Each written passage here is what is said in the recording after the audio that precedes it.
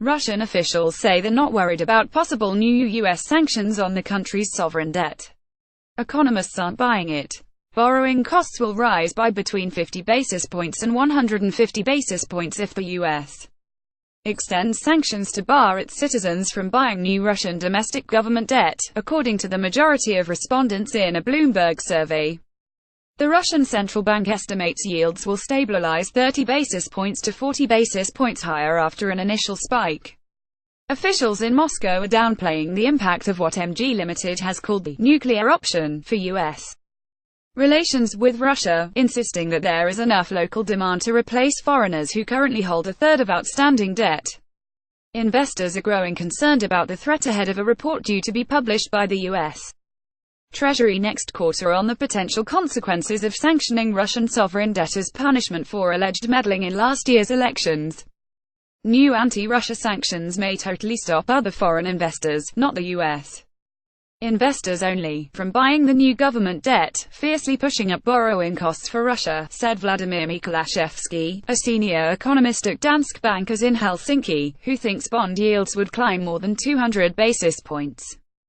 That's the main psychological constraint weighing on investors at the moment, he said.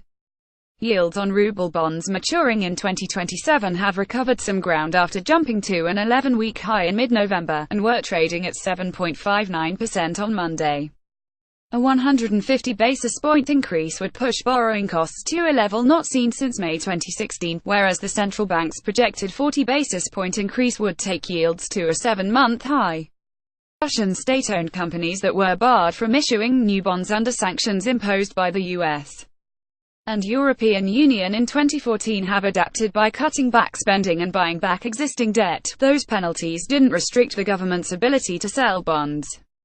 The government largely relies on ruble debt sales to cover its budget shortfall, which this year is expected to be about 2% of gross domestic product.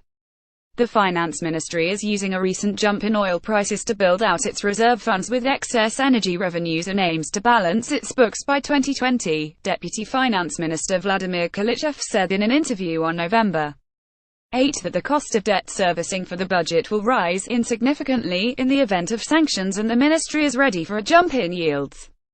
Demand for bonds from the banking sector will ensure there won't be any seriously negative consequences, Central Bank Governor Elvira Nabiullina said in a speech in Russia's parliament just over a week later.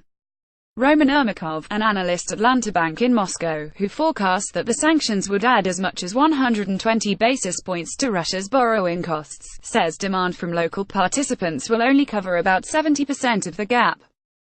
By foreigner investors, the initial sell-off will be more severe, but the government will likely limit the impact by tightening fiscal policy and reduce its borrowing needs, said Per Hammarlund, chief emerging market strategist at SEB in Stockholm.